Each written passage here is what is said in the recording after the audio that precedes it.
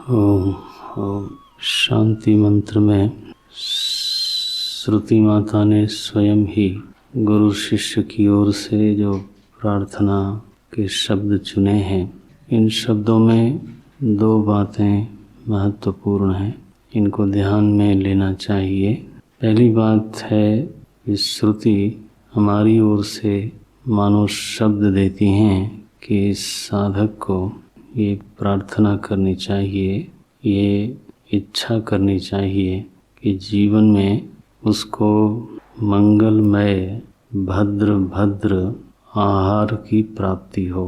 कर्णे भी भद्रम शृणुयाम अक्षभिः भद्रम पश्येम। उपलक्षणा पद्धति से इसका अभिप्राय ये होता है कि हे प्रभु, हे देव, कुछ इस प्रकार की बात बने कि इंद्रियों से जो मुझे आहार मिलता है वो भद्र हो, शोभन हो, मंगलमय हो, कल्याणप्रद हो, सत्व को समृद्ध करने वाला हो, साधना के अनुकूल हो, मेरी प्रगति में हेतु होना चाहिए। जब तक व्यावहारिक जीवन है, ये अपनी जगह पर एक सच्चाई है कि बाहर की परिस्थिति का महत्व कम नहीं होता। बाहर की परिस्थिति से चित्त का संबंध बना ही रहता है, और यदि बाहर की परिस्थिति अभद्र हो, बाहर की परिस्थिति अमंगलमयी हो, तो चित्त में विक्षेप का आना, चित्त में रजोगुण का आना, चित्त में तमोगुण का आ जाना स्वाभाविक है। बाहर की परिस्थिति पर व्यक्ति का तो बहुत अधिक नियंत्रण नहीं है, थोड़ा ही नियंत्रण है। तो इस प्रार्थना में दोनों बातें दिखाई देती हैं।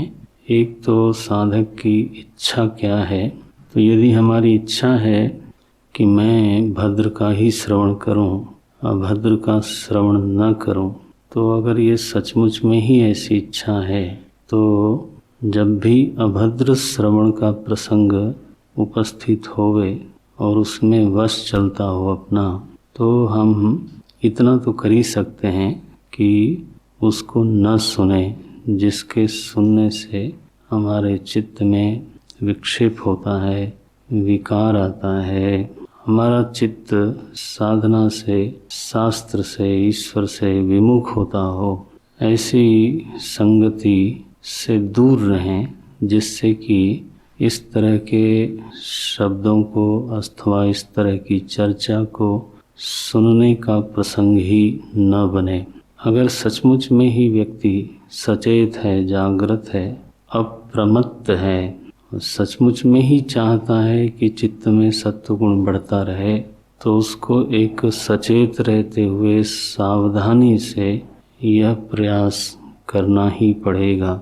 एक कॉन्शियस एफर्ट की ज़रूरत है। संगति का चित्त पर बहुत ही असर पड़ता है, और उसमें भी शृणुयाम जो कहा गया है, तो ये और महत्वपूर्ण शब्द है, क्योंकि देश, काल, परिस्थिति, व्यक्ति, वस्तु, इन सभी के बारे में जो हम धारणा बनाते हैं, वो धारणाएं ज़्यादातर सुन के बनती हैं, देख के नहीं बनती।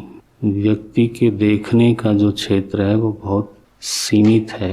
वो देखता कुछ भी नहीं है, सुनता है, और सुन करके तो धारणाएं बनाता है। देश के विषय में, काल के विषय में, शकुन अपशकुन के विषय में, व्यक्तियों के विषय में, भोगों के विषय में, यानी जितनी भी मान्यताएं बनती हैं, जितनी भी धारणाएं बनती हैं, उसमें सुनने का जो हिस्सा है वो बहुत बड़ा है। और आदमी कई बार इस बात के लिए बहुत ही असावधान रहता है, तो उसको ये मालूम नहीं होता है कि सुनने से हमारे चित्त पर कैसा प्रभाव पड़ा। बाद में वो सुनी हुई बात ने हमको किस तरह की प्रवृत्ति करवाई। सुन के ही आदमी विदेश चला जाता है, आखिर देख के थोड़ा जाता है, सुन के जाता है, वहाँ ऐसा होता है, वहाँ ऐसा होता है। बस इतना सुना कि बस अब मन आया कि नहीं, अब इसकी तैयारी होनी चाहिए, चलना ही चाहिए। लो, सुन के ही तो सब होता है। भोगों के विषय में हम सुनते हैं, शोभन बुद्धि बनती है, अशोभन बुद्धि बनती है, फिर उसको हम उसी के अनुसार प्रवृत्ति करते हैं। तो व्यक्तियों के बारे में सुनते हैं और उसी के अनुसार उनसे राग द्वेष करते हैं, उसी के अनुसार उनसे श्रद्धा करते हैं अथवा अश्रद्धा करते हैं, प्रेम करते हैं अथवा विरोध करते हैं। और तो बचपन में कहानी पढ़ी थी, शायद पंचतंत्र में पढ़ी थी, तो 2 सिंह और सांड ये दोनों आपस में बड़े ही मित्र थे, लेकिन ये बाकी जंगल वालों को पसंद नहीं आया। तो उन्होंने सांड को जाके बताया कि ऐसी चर्चा हो रही थी आपके बारे में, शायद आज खा जाएगा आपको, बताओ। और उधर शेर को जाके बताया कि आज तो बड़ा नाराज था वो, शायद आपको सींग मारेगा।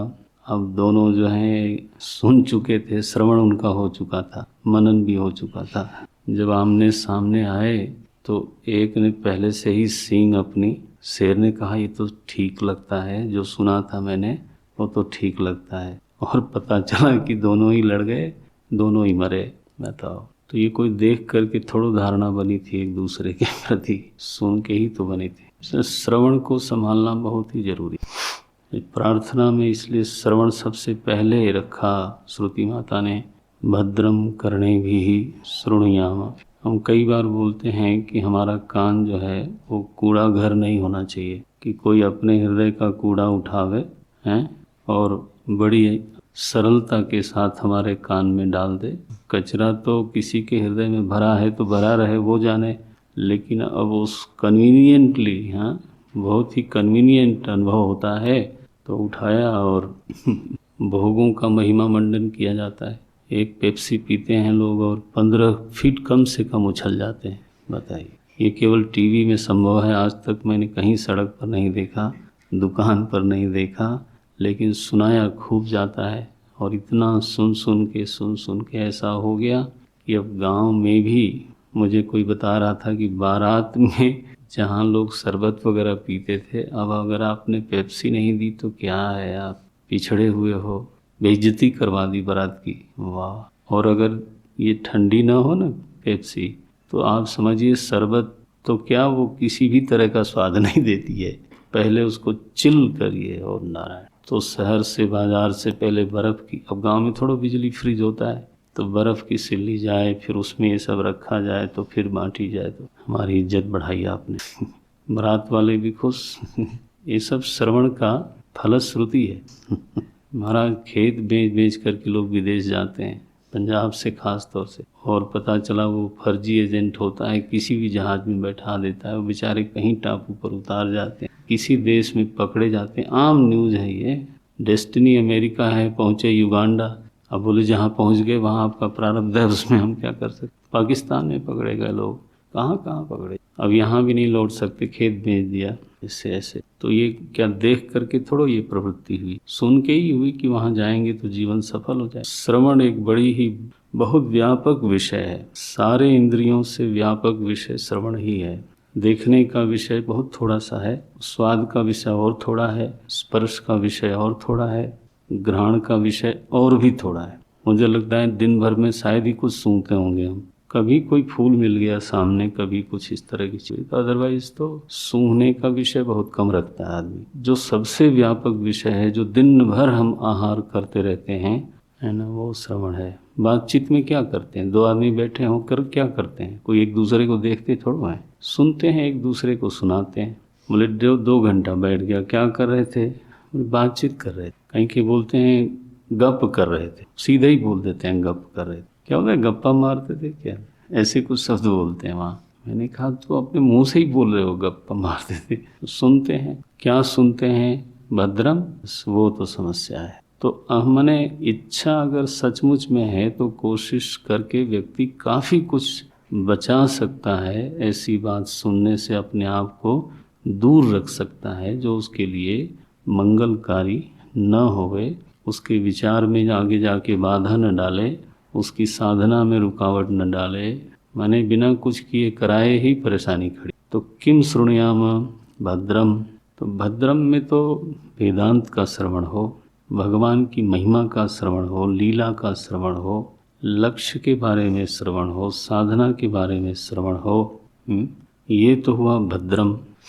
शृण्वन्ति च हैं, कीर्तयन हैं।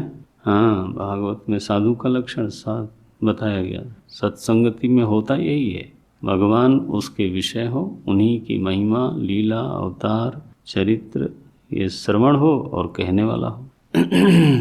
अन्यथा तो भद्रम नहीं हो सकता हो, अभद्रम ही हो जाता है। फिर चाहे हमको न लगता हो कि ये अभद्र है, लेकिन वो पता नहीं कब घूम फिर करके कोई न कोई ऐसी बात कान में टपक जाएगी जो विक्षेप का कारण भी बन जाए और परेशानी का भी कारण। इसको संभालना चाहिए। अब इसमें प्रार्थना क्या है? प्रार्थना ये है कि बहुत बार आदमी को वश नहीं होता, बहुत बार तो वश में होता है आदमी, बहुत बार उसके वश में होता नहीं है। अब कोई माइक बज रहा है, कहीं ऐसी जगह पर हम जहाँ पर आपको सुनना ही पड़ गया, आप क्या कर लोगे? तो परिस्थिति पर पूरा नियंत्रण व्यक्ति का होता नहीं, इसलिए फिर प्रार्थना आती है बीच में। हे देवाहा, हे प्रभु, तो आप कुछ कृपा करो, हम अपनी ओर से प्रयास करते हैं और जो हमारे वश में नहीं है उसके लिए हम आपसे सहायता मांगते हैं।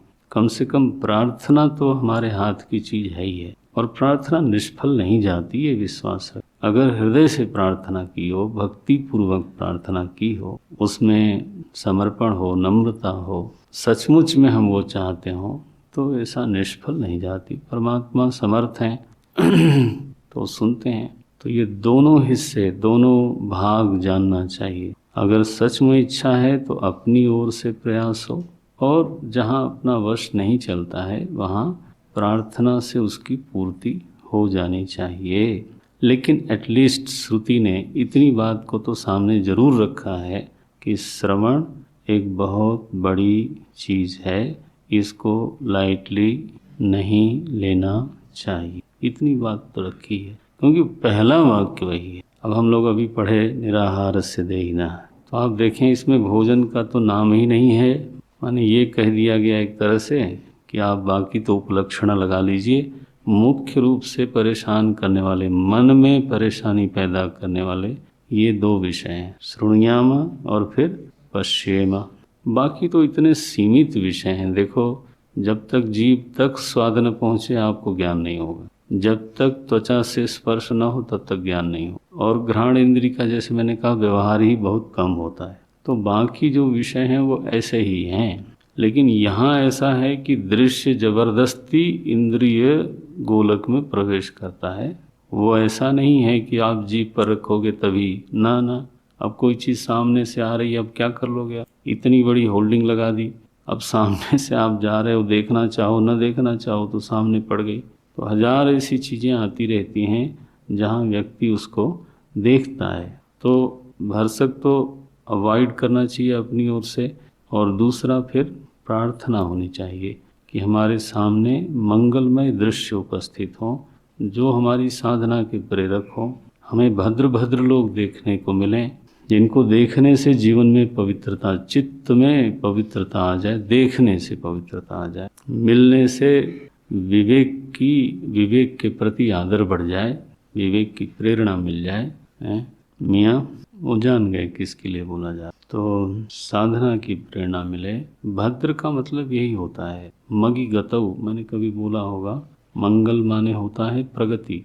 मगी गतौ गमनार्थक धातु से मंगल शब्द बना है। तो वह कुछ होवे जिससे कि हमारी प्रगति हो। मंगल माने प्रगति होता है, कल्याण माने भी प्रगति ही होता है। कल अण प्रत्यय लगता है तो कल्याण बनाते हैं, उसका अर्थ होता है नया नया। शाब्दिक अर्थ क्या होगा? नित नवीनता, नया नया। कलना करते हैं ना, कलना, कलना माने कलना माने गणना, गणना। तो गणना में क्या होता है? एक के बाद दूसरा, दूसरे के बाद तीसरा, इस तरह से। तो उसमें एक क्रम है, उसमें एक गति है, उसमें एक नावीन्य है। तो जीवन में नव प्रभात बना रहे, नई स्फूर्ति बनी रहे, इसको बोलते हैं कल्याण। नित नई प्रगति हो। एक आप चाहें तो उसके लिए शब्द रख लें, स्टेगनेंसी न रहे।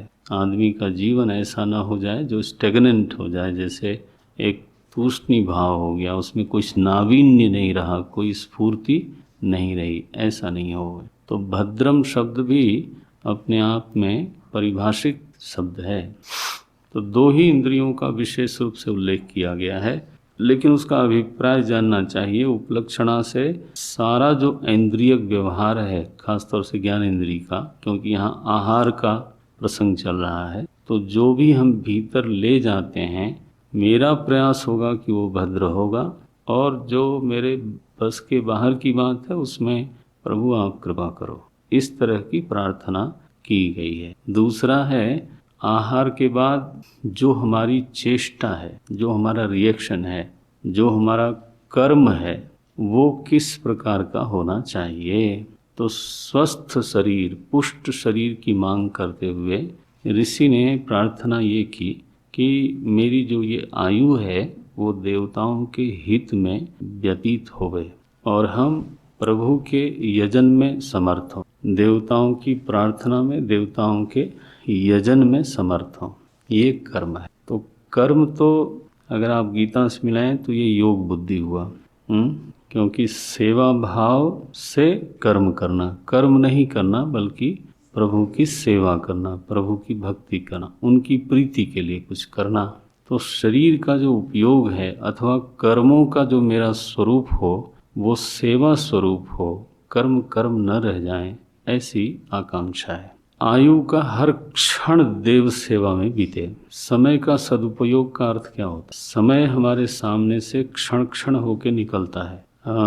बचपन में हमारे गांव में पानी के ट्यूबवेल कम थे, रहट ज़्यादा हुआ करते थे। एक यंत्र होता था जिसको रहट बोलते थे लोग। तो कुएं में वो डिब्बे होते थे 2-2 लीटर के, आप समझिए 3-3 5 लीटर के भी, वो चेन पर लगा रहता था। तो वो डिब्बा जाता था नीचे, पानी भर के ऊपर आता था और नाली में गिरता था। इस तरह से पानी चलता रहता था, बैल से खींचते थे। तो नाली के सामने तो डिब्बा एक आता था, फिर दूसरा आता, फिर तीसरा। इसी तरह से कुएं में देखेंगे आप तो कुएं में पानी में एक साथ ही सारे डिब्बे नहीं डूबते थे, एक डिब्बा डूबेगा, फिर दूसरा, फिर तीसरा। तो ये जो समय है ना, ये इसी तरह से बहता है। वो एक एक क्षण हमारे सामने आता है। देखना ये है कि उस क्षण विशेष में हमने क्या भरा। वो एक खाली डिब्बा है और उसमें हम क्या भरना चाहते हैं। अगर हमने कुछ आलतू फालतू व्यर्थ की बातें करी उस क्षण विशेष में, तो मानो वो क्षण रूपी जो डिब्बा है, पात्र है, वो व्यर्थ की बातों से भर के आगे चला गया। इसको बोलते हैं दुरुपयोग अथवा कहिए अनुपयोग। लेकिन मानो असत बातों से भर दिया उसको, असत कर्म से, असत बातचीत से, असत विचार से, तो अब ये जो है वो समय का हो गया दुरुपयोग। क्योंकि वो जो पात्र है समय का, क्षण रूपी जो पात्र है, वो भरा तो सही, किससे भरा? बोले गलत चीज से भरा। तो सदुपयोग का अभिप्राय इतना ही होता है कि जो क्षण मेरे सामने आता है मैं उसमें सद्वस्तु को ही भरूं, सत्कर्म से उसको भरूं, सद्विचार से भरूं, सद्भाव से भरूं, सत्संकल्प से भरूं, सत्स्वाध्याय से भरूं। माने जितना अधिक इसके प्रति व्यक्ति सावधान है उतना उसके समय का सदुपयोग हो। तो एक तो हुआ कि समय कट गया। समय हमने क्या किया? बोले हमने, अंग्रेजी में लोग बोलते हैं टाइम पास किया, लोग बोलते हैं समय काट दिया। तो समय कट गया माने डिब्बा एक तरह से खाली ही चला गया। उसमें कुछ भी ऐसा सारवत हमने नहीं डाला, निस्सार चला गया। दूसरा होता है समय का दुरुपयोग, जिसमें हमने तो दुष्ट चीज़ें डाली, और एक हुआ सदुपयोग। तो ये 3 स्थितियां बनी। Time pass, killing the time, अंग्रेजी में लोग ऐसे, हमारे गुरुदेव बोलते, if you are killing your own precious time, don't worry, time is not going to be killed, it will kill you. वो बोलते थे इट विल किल यू। कोई आज तक समय को मार नहीं पाया है।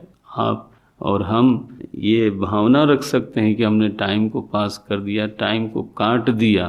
काट कैसे दोगे टाइम को? आज तक तो कोई नहीं काट पाया, वो हमको जरूर काट देगा एक दिन। कालः क्रीडति अहम न क्रीडामि, खेलति कह कालः, कालः क्रीडति गच्छति आयु।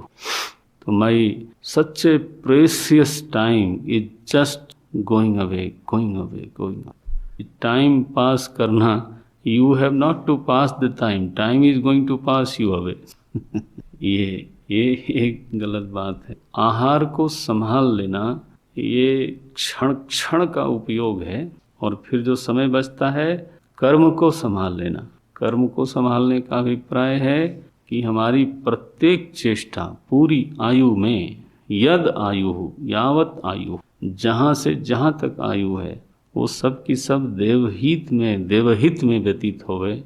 देवहित माने क्या? एक तो प्रभु की प्रीति के लिए चेष्टा करना, और इसके बाद उसी का अर्थ विस्तार इस तरह से होता है कि देव शास्त्रों में देखो पंचभूत को ही देव कहा गया। पृथ्वी देवता, आकाश देवता, वायु देवता, पांचों महाभूत को देव संज्ञा प्राप्त। इसका अभिप्राय है कि जो प्रकृति हमारे आसपास उसमें तो देव बुद्धि होवे, और उसके साथ जो हम व्यवहार करते हैं वो विद द रेवरेंस होनी चाहिए। उसमें भोग बुद्धि होने की बजाय पूज्य बुद्धि होनी चाहिए, सेव्य बुद्धि होनी चाहिए।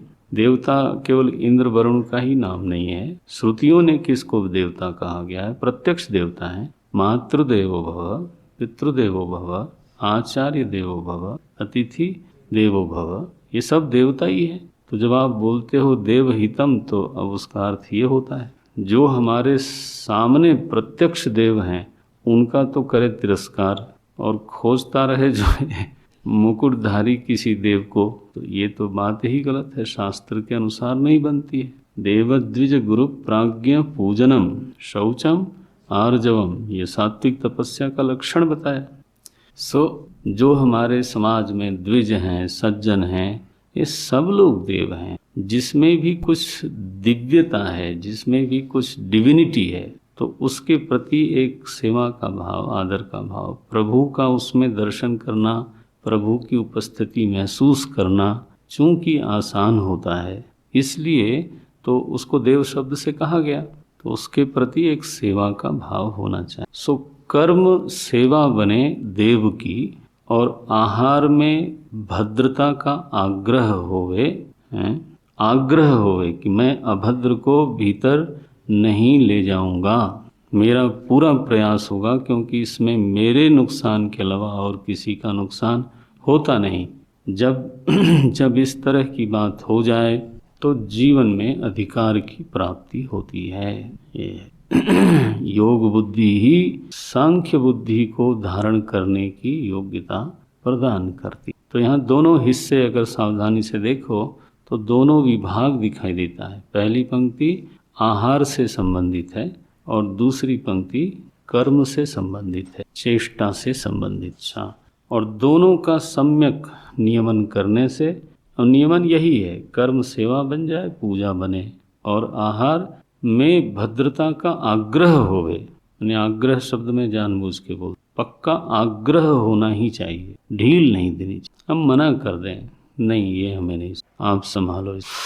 ऐसा व्यक्ति ऐसा हो जाता है महाराज कि अगर असत चर्चा चल रही हो और ऐसा व्यक्ति वहाँ पहुँच जाए, आप देखोगे उसकी उपस्थिति मात्र से चर्चा को बदलना पड़ेगा। बोले तो उसने न केवल अपना भला किया बल्कि और भी कई लोगों का भला हो जाए। लेकिन अगर हम उसमें सब में इंटरेस्ट ले लेके सहयोग करें तो उनको लगता है कि हमारा एक क्लब का मेंबर और आ गया, लाओ बैठो अब और चर्चा, घनी घनी चर्चा होगी। ये नहीं होना, साधक को संभालना चाहिए। अच्छा भाई, तो ये शांति मंत्र होने के बाद पहला मंत्र उन शिष्यों का नाम है और सद्गुरु का नाम है, माने ग्रुप सत्ती पहले मंत्र में दिखाई गई।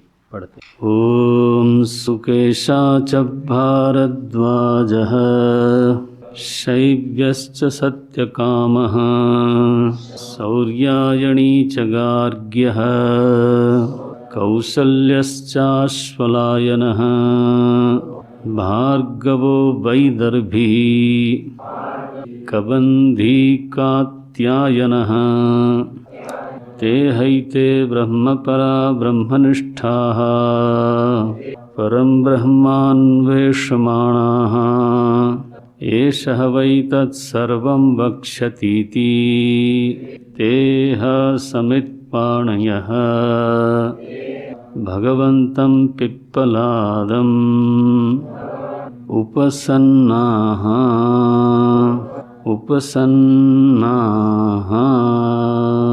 सुकेशा च नामतः। सुकेशा तो नाम है उनका अपना, एक शिष्य हैं, उनका नाम है सुकेशा। और उनके पिताजी का नाम है भरद्वाज। इसलिए दो दो नाम एक साथ दिए जा रहे हैं। सुकेशा च नामतः भरद्वाजस्य अपत्यम भारद्वाज। भरद्वाज के संतान होने के कारण उनको भारद्वाज कहा गया। शैव्यश्च, तो शैव्य वृद्धि है यहाँ पर, तो फिर से उसका अभिप्राय हुआ शिवे है अपत्यम शैव्य।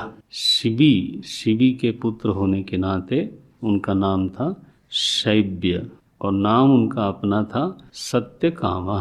ये नाम अच्छे हैं, सुकेशा, सत्यकामः, ये वैदिक नाम हैं।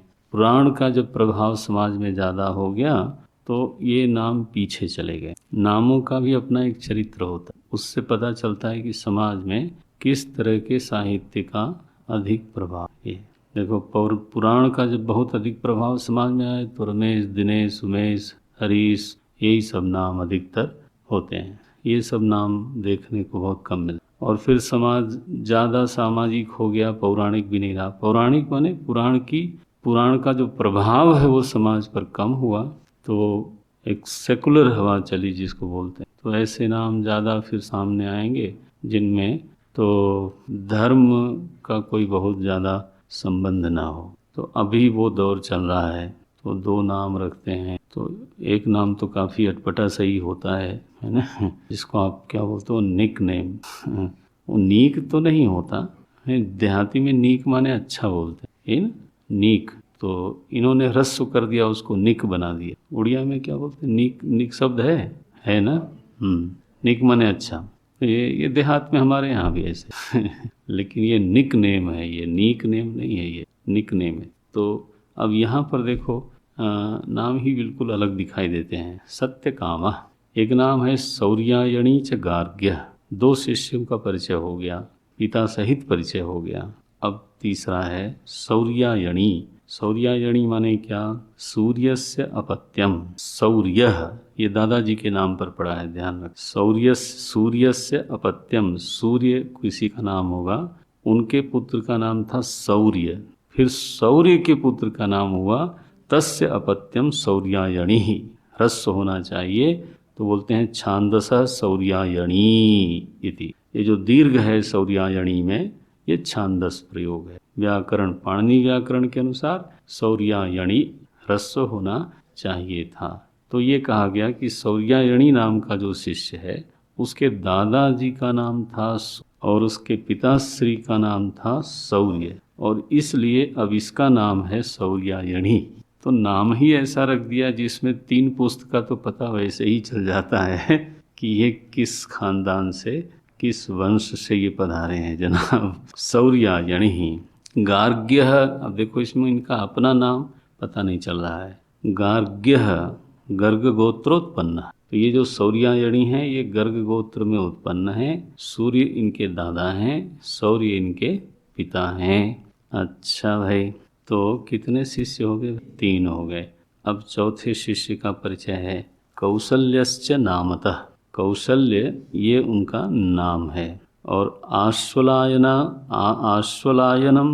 आश्वलायस्य अपत्यम आश्वलायना। ये आश्वलायन ऋषि के पुत्र हैं, इसलिए इनका नाम है आश्वलायन। कौशल्य तो इनका नाम है, खुद का नाम है कौशल्य।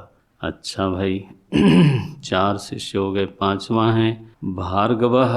ये कौन है, बोले भृगोः गोत्र अपत्यम भार्गवः। भृगु के गोत्र में उत्पन्न होने के नाते इनका नाम है भार्गव। और वैदर्भी, भार्गवो वैदर्भी। वैदर्भी का अभिप्राय है विदर्भ क्षेत्र से पधारे हैं ये। वैदर्भी विदर्भे भवः, विदर्भे भवः, विदर्भ में इनका जन्म हुआ, इसलिए इनको वैदर्भी बोलते। तो ये कौन है, बोले भार्गव हैं, वैदर्भी हैं। 5 शिष्य हो गए। 6वें का नाम है कबंधी नामतः। ये तो उनका नाम था कबंधी। और कत्यस्य अपत्यम कात्यायनः। और इनके पिताजी का नाम था कत्य। कत्य षष्ठी है, कत्यस्य। तो कत्यस्य अपत्यम कात्यायनः। 6 शिष्य लोग थे। ये कात्यायन के बारे में लिखा गया, विद्यमानः प्रपितामहो यस्य सह युव प्रत्यय। यु प्रत्यय लगने से यहाँ पर ये सिद्ध होता है कि ये जो कबंधी थे ये इनके न केवल दादा जीवित थे बल्कि परदादा प्रपितामह जीवित थे। तो माने पता नहीं छोटी उम्र का होगा शायद। कबंधी कात्यायन विद्यमान प्रपितामहो यस्य, जिसके प्रपितामह जीवित हैं उसको बोलते हैं। उसमें यू प्रत्यय लग के कात्यायन बनता है। तो संस्कृत की रीति ये है कि शब्द से ही इस बात का संकेत डाल दिया कि इनके परिवार में इनके प्रपितामह जीवित हैं। अच्छा भाई, अब ये 6 शिष्य लोग अलग अलग जगहों से, लेकिन अब ये तो नहीं लिखा कि एक ही दिन में पहुँचे या बारी बारी से पहुँचे, लेकिन पहुँचे जरूर ये सब के सब लोग। ते हैते, श्रुति देखना, ते हैते ब्रह्मपराः ब्रह्मनिष्ठाः। ये 6 के माँ बाप का पितामह का नाम तो हो गया, लेकिन असली जो परिचय है ना, गुरुकुल में आने में जो असली परिचय है वो ये है। अब ये कौन है ये 6 के 6? बोले 6 का एक ही परिचय है, भीतरी जो परिचय है वो एक है। तेह एते, ये ते एते ये वे, तेह एते ब्रह्मपराः ब्रह्मनिष्ठाः। ये ब्रह्म परायण है और ब्रह्मनिष्ठ है। भाष्यकार बोलते हैं अपरम ब्रह्म परत्वेन गताः। तो अपर ब्रह्म को ही अपना जीवन का सबसे परम वस्तु मान करके जीने वाले लोग। अपरम ब्रह्म परत्वेन गताः। परत्वेन गता माने उन्हीं के परायण हैं ये।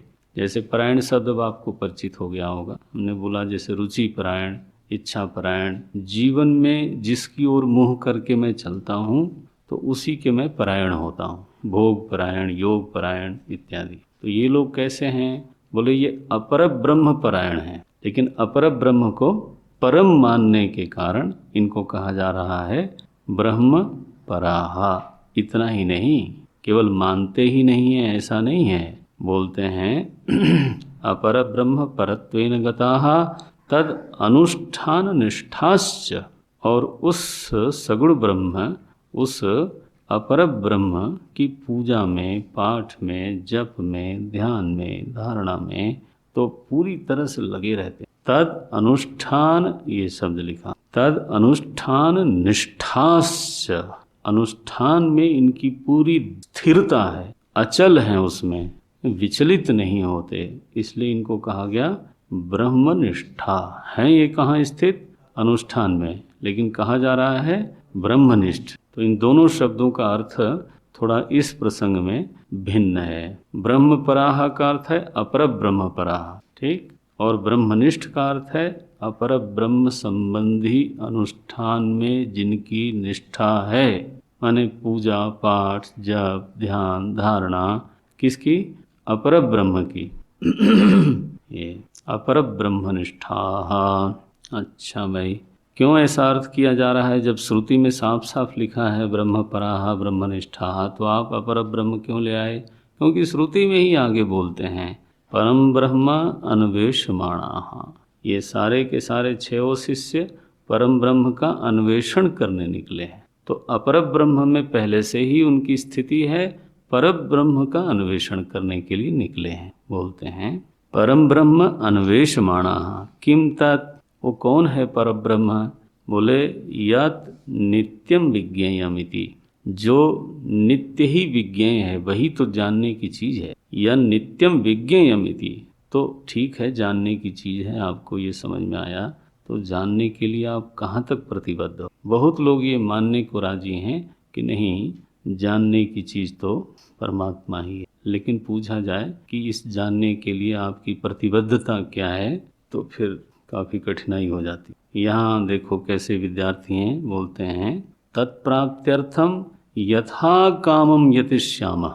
उसको पाने के लिए जितना आवश्यक होगा उतना यत्न करेंगे, बस ये है उनका कमिटमेंट। तत्प्राप्त्यर्थम यथा कामम यतिष्यामः इति एवं, ऐसी जो उनकी धारणा है, ऐसी जो उनकी प्रतिबद्धता है, वही उनके अन्वेषण का स्वरूप है। और कोई गुफा में थोड़ा छिपा है पर ब्रह्म की, जा जा के देखते हैं, इसमें नहीं मिला, उसमें नहीं मिला। जो आपकी हमारी जो प्रतिबद्धता है वही अन्वेषण का प्रमाण है। और प्रतिबद्धता किस बात के लिए? यत्न करने के लिए। जितनी जरूरत होगी उतना हम यत्न करेंगे। ये यथा कामम यतिश्यामः इति एवं तद अन्वेषणम कुर्वन्तः तद अधिगमाय, उस पर ब्रह्म का अधिगम करने के लिए पिप्पलाद ऋषि के पास पधारे। कैसे पधारे? बोले इस श्रद्धा के साथ। क्या श्रद्धा का स्वरूप? एष वै तत्सर्वं वक्ष्यति। ये जो हमारे आचार्य हैं, इनको कुछ भी ऐसा नहीं है जो मालूम नहीं है। जो भी हमारी जिज्ञासा है उसको शांत करने में, उसको समाधान करने में ये समर्थ हैं। एष वै। अब कोई जानता भी हो तो भी अगर हमें नहीं लगता है तो हम क्या करें? और कोई नहीं भी जानता हो और हमें लगता है तो कोई क्या कर लेगा? तो श्रद्धा तो हम श्रद्धालु पर टिकती है ना। सामने स्थिति क्या है उसको कौन पार पा सकता है? तो बोलते हैं ये शिष्य की मान्यता है, इन 6 शिष्यों की मानना है। एष वै, एष माने ये जो सद्गुरु हैं पिप्पलाद ऋषि, एष वै तत्सर्वं वक्ष्यति इति आचार्यम उपजग्मुः। ऐसा विश्वास धारण करते हुए ये आचार्य के पास गए। कैसे गए? तो बोले सेवा व्रती हूँ मैं, आपके शरणागत हूँ मैं, आपके लिए तत्पर हूँ मैं। इस बात को चिह्नित करने के लिए पहले एक समय में एक चिन्ह बनाया जाता था कि जब गुरुकुल में साधक प्रवेश करता है तो उसके हाथ में समिधा होनी चाहिए, कुछ लकड़ियां होनी चाहिए। तो समित पाणी, हाथ में समित पाणी लेकर के आए। देखो चिन्ह बनाया जाता है, जिसको कि एक सामाजिक मान्यता मिल जाए उस चिन्ह को, तो वह चिन्ह अपने आप ही बोल देता है, मुझे बोलने की जरूरत नहीं पड़ती। युद्ध में सफ़ेद झंडे जैसे दिखाए जाते हैं। अब ऐसे वस्तु की दृष्टि से देखा जाए तो सफ़ेद झंडा इतना क्या बड़ी चीज़ है, लेकिन वो एक बहुत बड़ा चिन्ह बन जाता है कि अब हम युद्ध नहीं करने वाले हैं, we want to have peace और सरेंडर।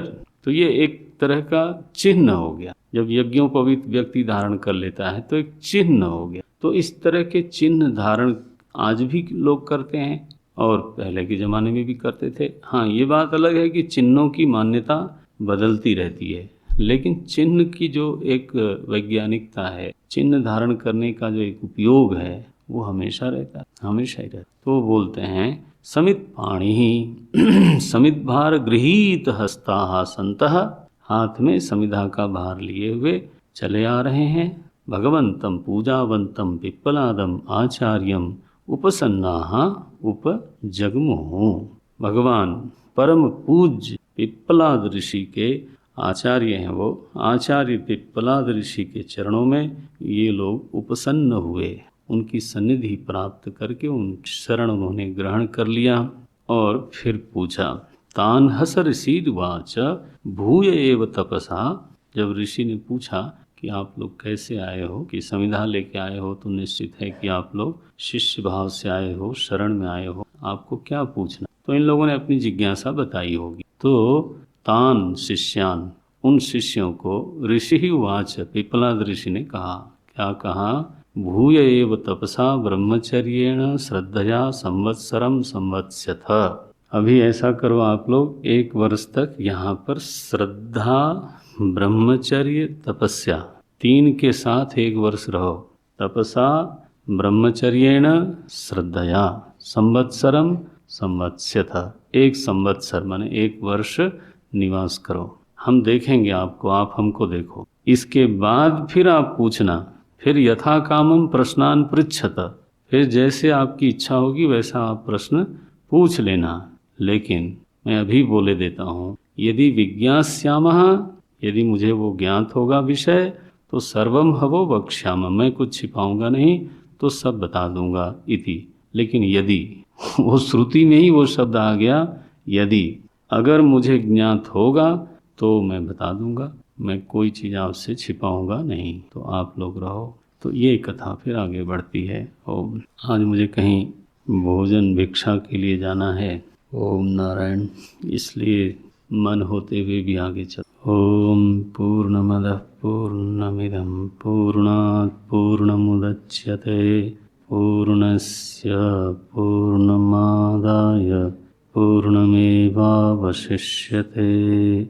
ओम शांति शांति शांति। हरि ओम। श्री गुरुभ्यो नमः। हरि ओम।